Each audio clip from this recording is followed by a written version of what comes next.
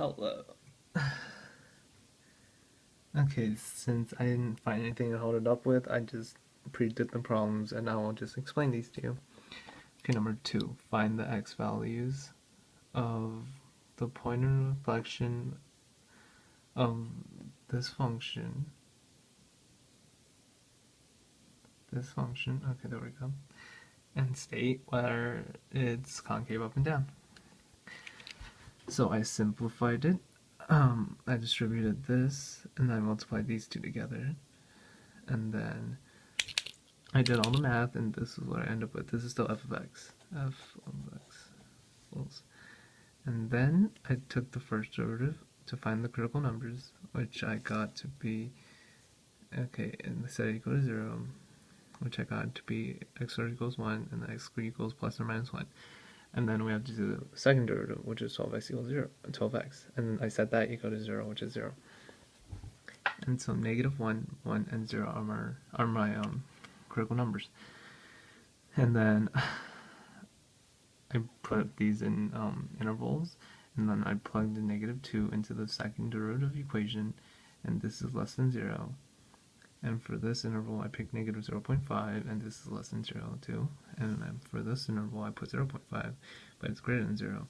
And for this interval, I put 2, which is greater than 0.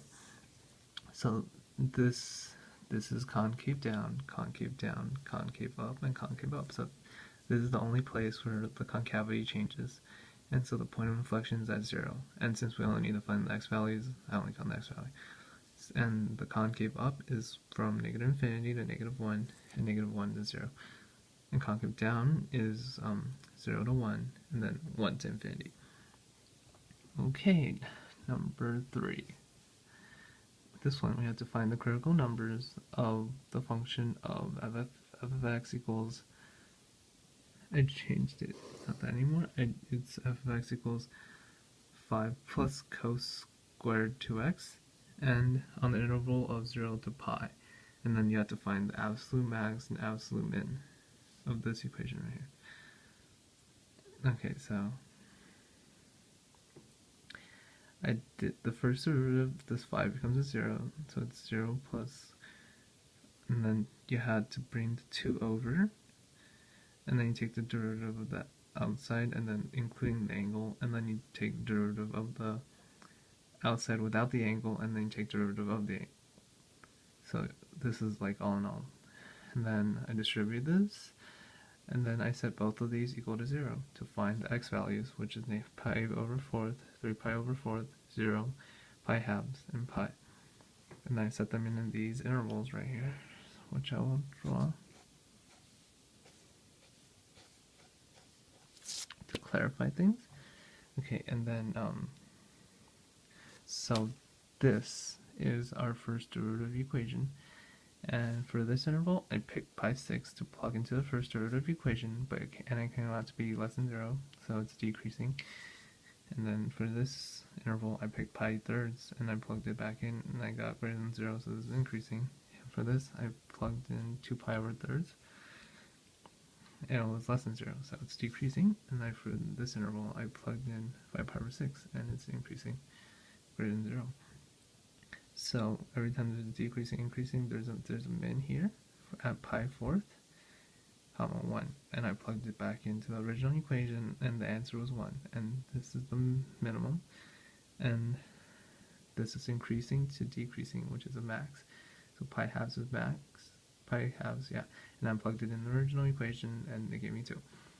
And for the third one, it's 3 pi over 4th, because it's decreasing and increasing, and that's a min. So 3 pi over 4th, and plug in the original equation, which is 1. And this is the absolute max, and since these two have the same y values, they're both the absolute mins. Okay, next page. Okay, now for this one, it's number 4. It says use the second derivative test to find x coordinate of the relative extremas. Okay, so this is the equation that I used right here. Sorry. And then I took the derivative of that, and I found the x. I set this equal to 0, and I found the x values, which I will later use for the second derivative test, and I found the second derivative here. And then I put the x values of the first derivative back into the second derivative, and then and since this is 0 minus 6 equals -6, it's less than 0, so it's a max according to the second derivative test. And since I only need to find the x values, I only found the x values, and then I plugged one back in, but then it was greater than 0. And if, according to the second derivative test, if it's greater than 0, it's a min. So the max is at x equals 0, and the min is at x equals 1. Number 5. Find the value of c that satisfied the concavity for the mean value theorem on interval 0 and 2, comma 2 for this equation right here that I made up. So it's f of b minus f of a over b minus a.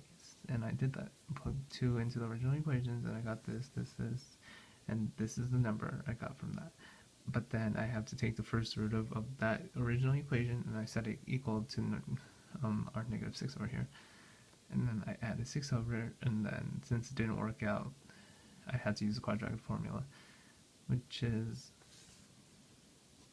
negative 12, negative b, so this is positive 12 plus or minus b squared 144 minus 4ac over 2a.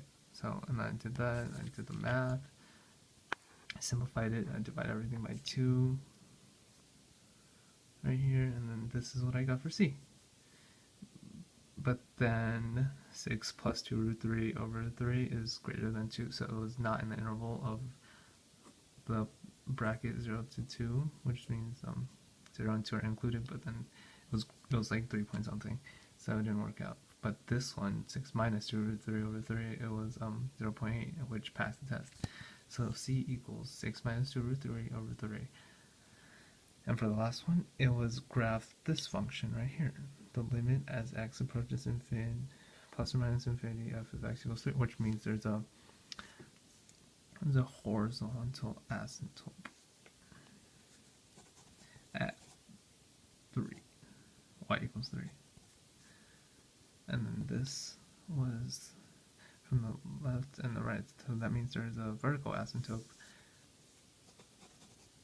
at x equals 4, right? And since this is the graph, so the horizontal asymptote at 3 and the vertical asymptote at 4, and since when it's coming from the left, when it approaches 4 it becomes negative infinity, so it's a decreasing slope. And since it's when it's from the right, when it approaches 4 from the right, it's positive infinity, so it's a positive slope which goes to infinity. And that is it. Goodbye, Taurus.